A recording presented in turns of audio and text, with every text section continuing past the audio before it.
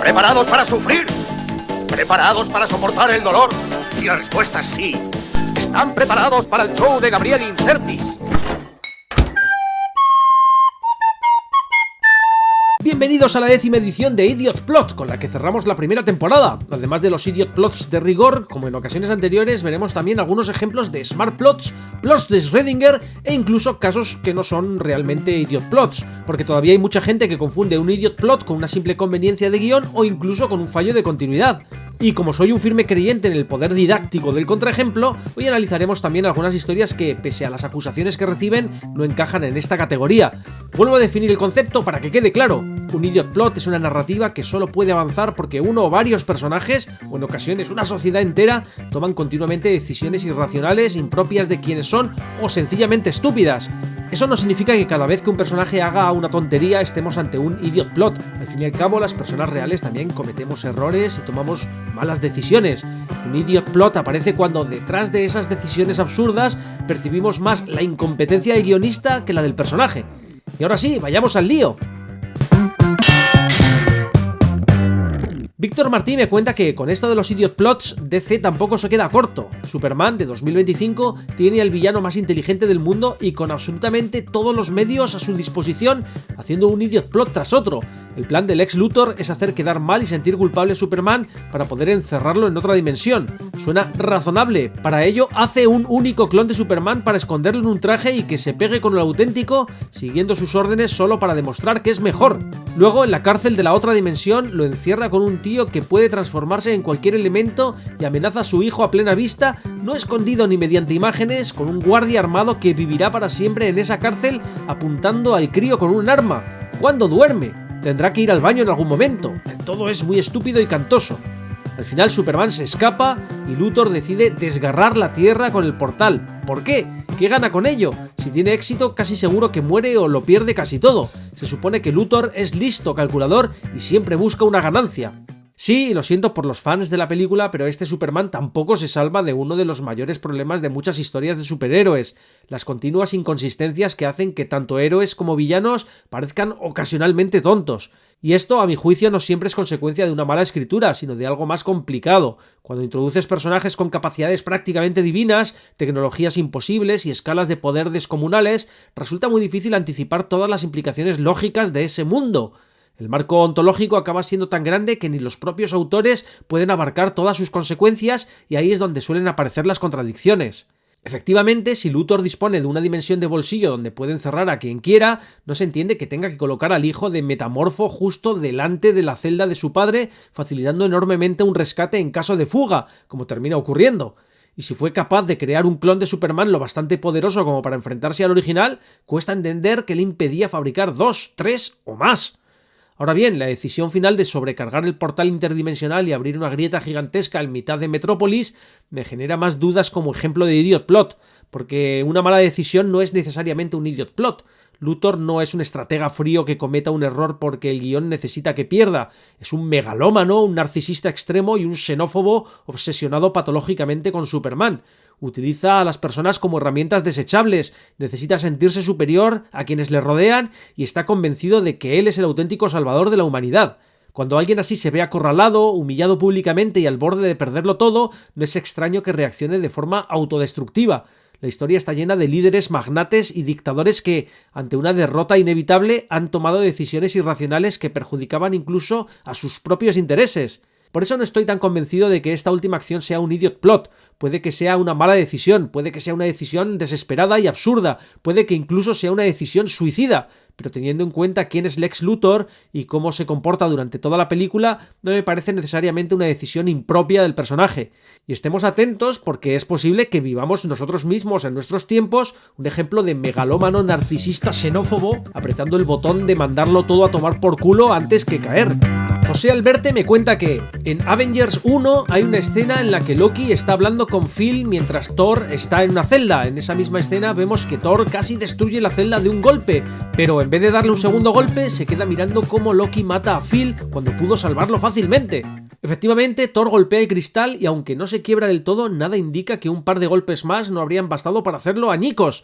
Thor se queda simplemente ahí mirando sin que quede para nada claro por qué no terminó de romper el cristal y asiste aparentemente impotente a la muerte del agente Phil.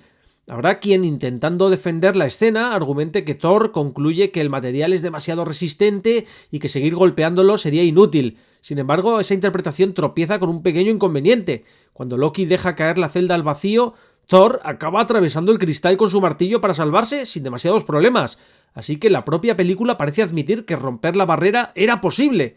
Y si romperla era posible, cuesta entender por qué Thor no siguió intentándolo unos segundos antes. Así que sí, probablemente el agente Phil murió porque Thor fue un poco idiota. André Isaí me cuenta que en la película Coco de 2017 se plantea que los fallecidos ya en el mundo de los muertos no pueden cruzar al mundo de los vivos si no les han puesto una fotografía en su memoria. Pero tienen un sistema de aduanas por el cual deben pasar y ser escaneados para verificar el dato. ¿Por qué? Esto no hace sentido, ya que un personaje intenta cruzar por ese puente al mundo de los vivos y descubrimos que el puente simplemente no funciona para la persona sin su foto en el altar.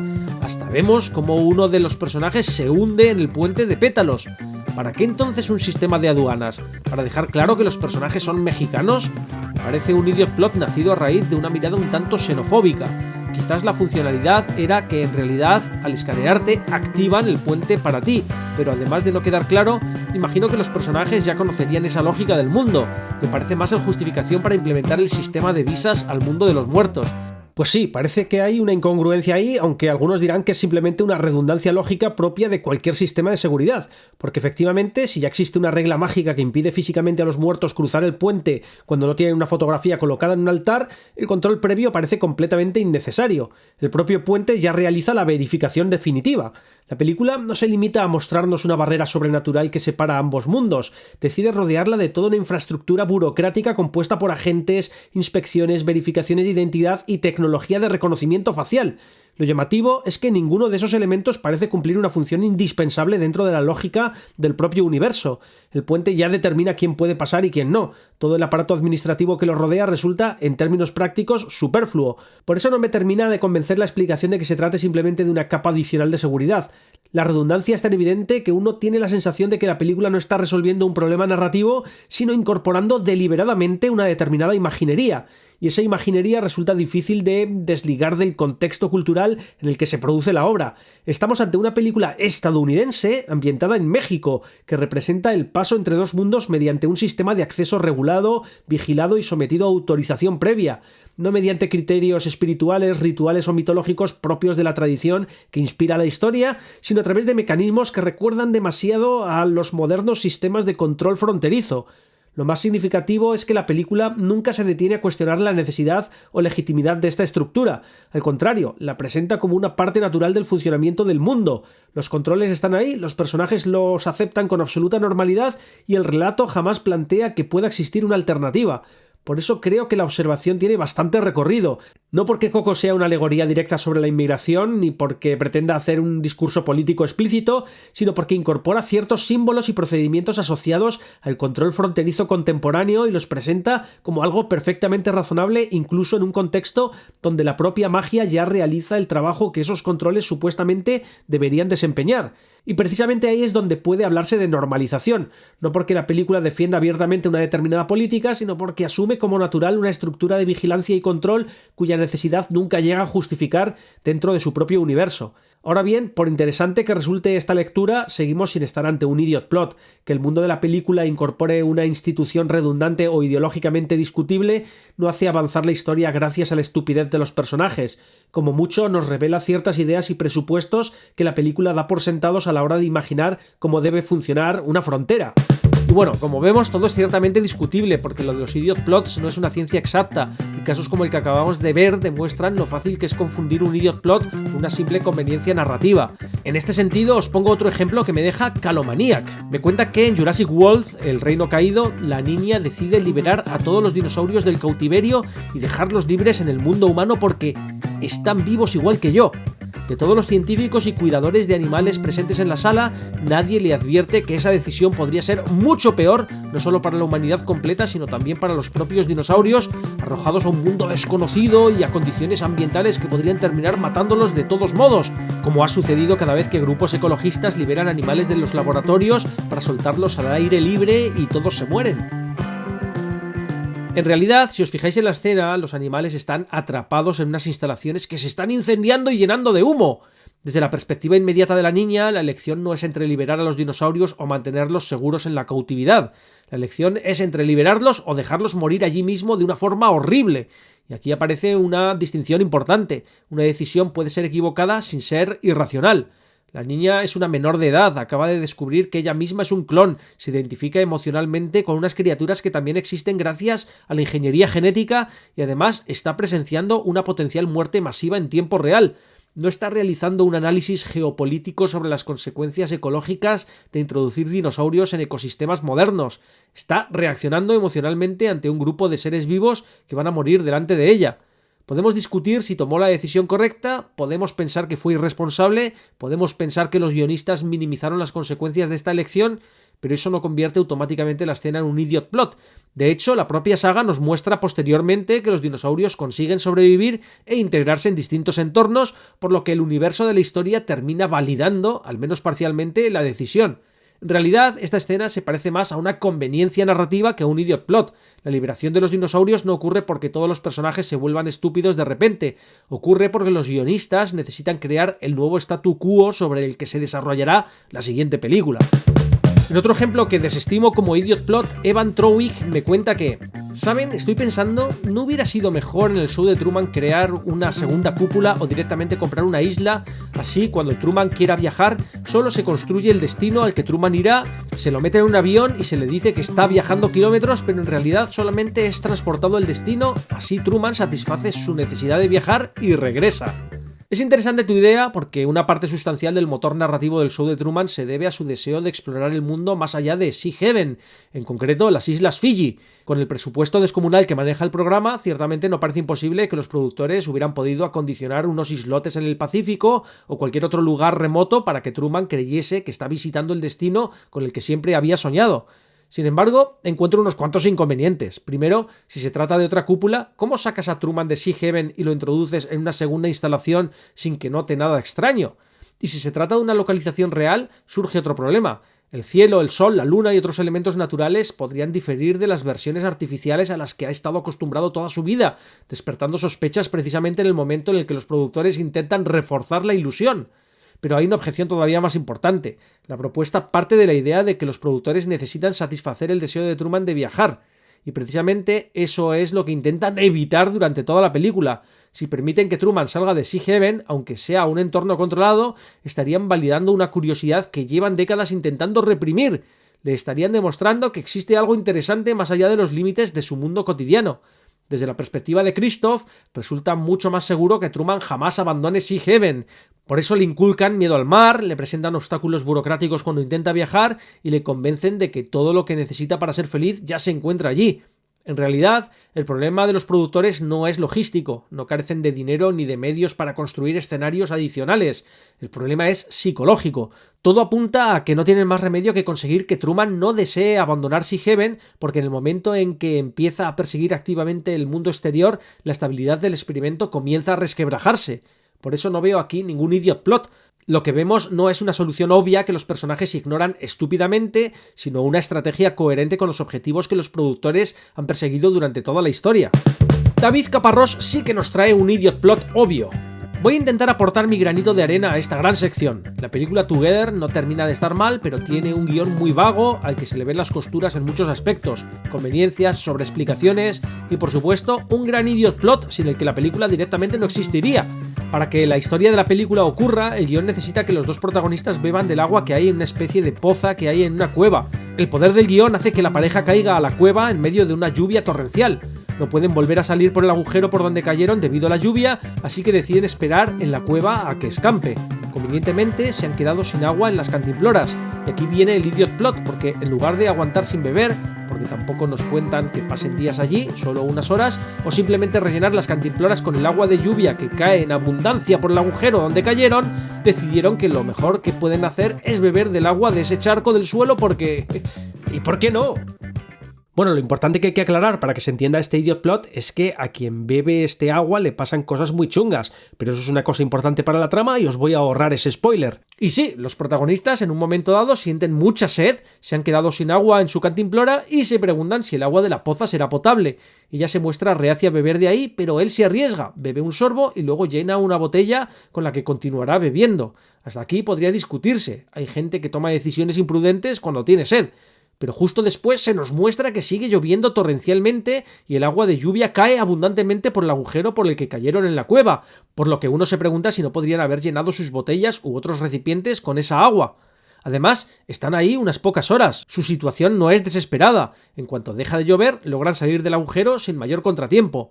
Obviamente, la película necesitaba que uno de los protagonistas se volviese suficientemente tonto como para beber innecesariamente de una poza de agua estancada para que la trama pudiese avanzar. Dicho de otro modo, la poza no parece una tentación irresistible, parece un requisito del guión. The Worldwide nos trae un ejemplo de plot de Schrödinger, de esos que pueden ser idiotas y geniales al mismo tiempo. Muy buenas, Gabriel, de ser posible me gustaría aparecer en uno de sus vídeos de Idiot Plot. El ejemplo que tengo es uno un tanto curioso, pero que después de pensarlo me cuestiono si realmente es un Idiot Plot. En Punisher, de 2004, seguimos al protagonista interpretado por Thomas Jane, el cual es un policía encubierto que desbarató una venta de mercancía donde murió el hijo del mafioso interpretado por Travolta. En un acto de venganza, Travolta invade su casa durante una reunión familiar y, a pedido de su esposa, se cargan a todos y cada uno de sus familiares. La escena Idiot Plot llega cuando Punisher se encuentra cara a cara con los criminales y los tiene a punta de escopeta, pero resulta que se le habían acabado las balas. Lo idiota no es el hecho de que se le hayan acabado las balas en sí, sino el hecho de que los mafiosos se quedaron parados frente a él como si supiesen de antemano que no tenía balas. Pero ahí es donde me entró la duda. ¿Qué pasaría si esto fuese una especie de genius plot? Que en vez de que los mafiosos sean tan tontos para dejarse expuestos a un escopetazo, sean en realidad tan expertos que fueron capaces de identificar el modelo del arma, recordar su capacidad máxima y predecir que ya se había quedado sin cartuchos después de sus primeros tiros. Pues sí, el tema es que alguno de ellos podría haber contado los disparos del protagonista, pero en medio del fragor del enfrentamiento parece bastante discutible que todos pudieran fijarse en eso. De hecho, Frank dispara 2 veces delante de ellos, carga el arma, vuelve a encañonarlos y los criminales se quedan impasibles como si supieran de verdad que ya no quedan cartuchos. Pero, ¿podían saberlo? El arma es una escopeta recortada Ted Williams modelo 21 Deluxe del calibre 12, con una capacidad de 4 cartuchos en el tubo más 1 en la recámara. Es decir, por lo que los malos pueden saber a simple vista, Frank podía tener aún varios disparos disponibles. Claro que existe otra posibilidad más remota, que hubieran contado también los disparos realizados por su compañero antes de que Frank le arrebatara el arma.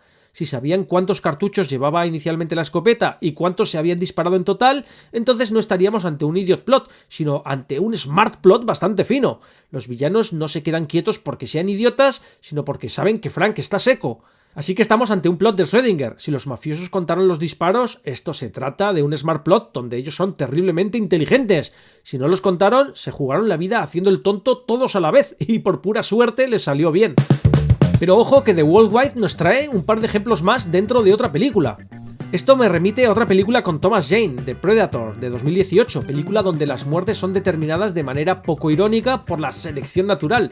Hay momentos donde los personajes se mueren básicamente por idiotas, como un soldado que después de conseguir un disco volador Yautja, lo prueba lanzándolo a la distancia, pero este regresa cortándole la mano, haciendo que lo tengan que matar porque sus gritos de dolor son muy ruidosos.